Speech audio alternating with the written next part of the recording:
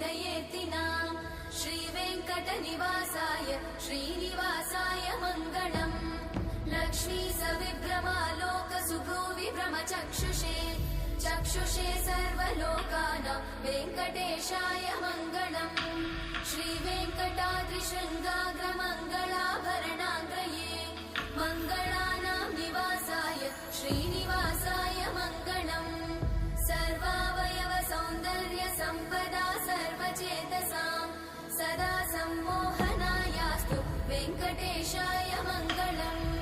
नित्याय निरवध्याय सत्यानन्दचिदात्मने सर्वान्तरात्मने श्रीमद् वेङ्कटेशाय मङ्गलम् स्वतः सर्वविदे सर्वशक्तये सर्वशेषिने सुलभाय सुशीलाय वेङ्कटेशाय मङ्गलम्।